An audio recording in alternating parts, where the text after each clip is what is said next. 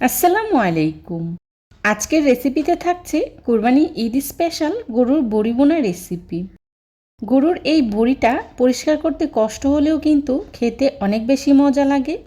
কম বেশি আমরা সবাই কিন্তু এই বড়িটা পছন্দ করি। তবে অনেকেই আছেন বড়িটা একদমই পছন্দ করেন না। যারা পছন্দ করেন তাদের জন্য আমার আজকের এই রেসিপি। তবে বিশেষ করে আমার কিন্তু গরুর মাংসের চেয়ে এই বড়িটা খেতে বেশি ভালো লাগে। ঘরোয়া মশলায় খুবই সহজভাবে আজকের এই রেসিপিটি শেয়ার করার চেষ্টা করেছি। আশা করছি নতুন রাঁধুনি যারা আছেন তাদের জন্য অনেক হেল্পফুল হবে আমার আজকের এই রেসিপিটি। আজকের এই মজাদার বড়ি বোনা করার জন্য প্রথমে আমি এখানে নিয়েছি 1.5 কেজি পরিমাণে বড়ি। বড়িটাকে আমি আগে থেকেই খুব ভালো করে কেটে ধুয়ে পরিষ্কার করে নিয়েছি। আর দেখে নিশ্চয়ই বুঝতে পারছেন আমি কী সাইজে কেটে নিয়েছি। বড়িটা কিন্তু অনেকটাই শক্ত টাইপের হয়, তাই এটাকে ছোট ছোট করেই কেটে নিতে হয়, এতে করে খুব তাড়াতাড়ি সিদ্ধ হয়ে যায়। এবার চুলায় একটি প্যান বসিয়েই তার মধ্যে দিয়ে দিচ্ছি রান্না করার রেগুলার তেল 1/2 কাপ।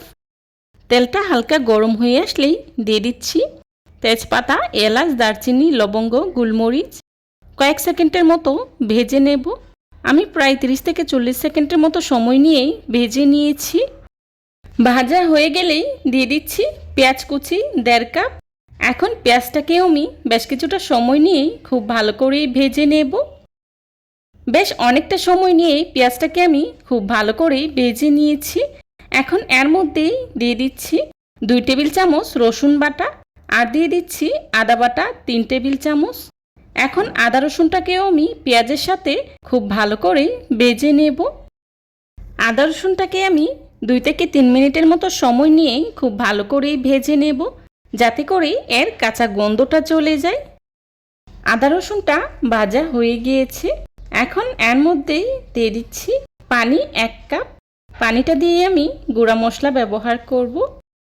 দিয়ে দিচ্ছি লাল মরিচের গুঁড়া 3 টেবিল চামচ।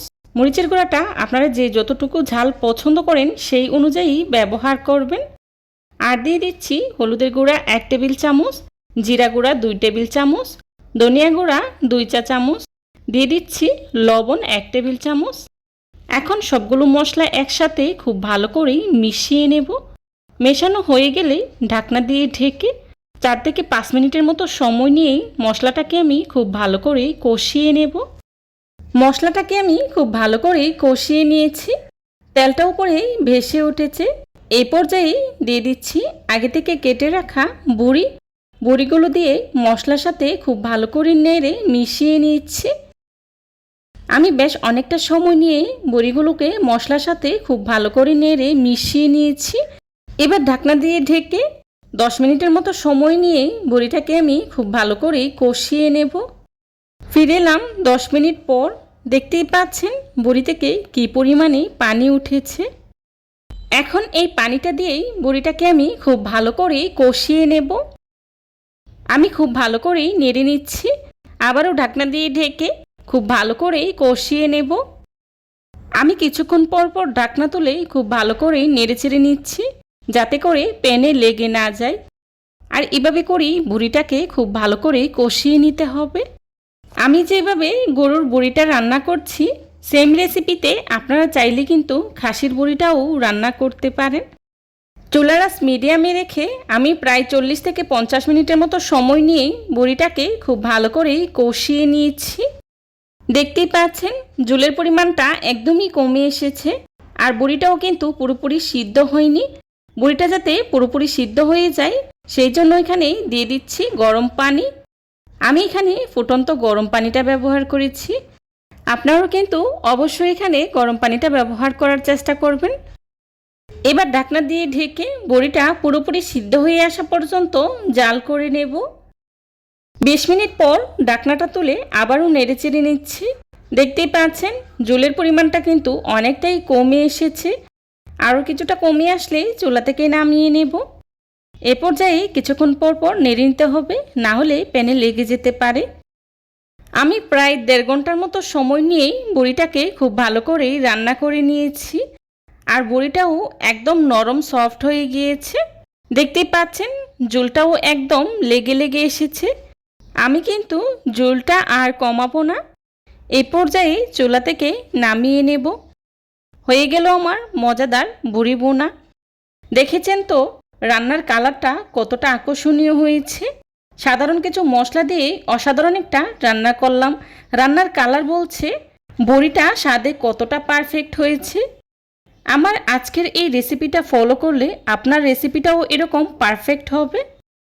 চেষ্টা করেছি খুবই সহজভাবে আজকের এই রেসিপিটি আপনাদের সাথে শেয়ার করার জন্যে। আশা করছি আমার আজকের এই রেসিপিটি আপনাদের কাছে খুবই ভালো লাগবে। যদি ভালো লেগে থাকে তাহলে অবশ্যই লাইক কমেন্ট শেয়ার করতে ভুলবেন না। আপনাদের একটি লাইক এবং একটি কমেন্টস আমাদেরকে নতুন নতুন কন্টেন্ট তৈরি করতে অনেক উৎসাহিত করে। চুলা থেকে নামিয়ে আমি একটি সার্ভিং ডিশে সার্ভ করে নিয়েছি। দেখুন দেখতে কতটা লোভনীয় হয়েছে, আর খেতেও কিন্তু ভীষণ মজার হয়েছিল। যারা এতক্ষণ ধৈর্য সহকারে আমার ভিডিওটি দেখেছেন তাদেরকে জানাই অসংখ্য ধন্যবাদ। এই ধরনের সব ঘরোয়া এবং মজার মজার রেসিপি পেতে আমার চ্যানেলটি ভিজিট করেই আসবেন প্লিজ। আমার পরবর্তী রেসিপি দেখার আমন্ত্রণ জানিয়ে আজকের মতো এখানেই বিদায় নিচ্ছি। সবাই ভালো থাকবেন, সুস্থ থাকবেন। আল্লাহ হাফিজ। আসসালামু আলাইকুম।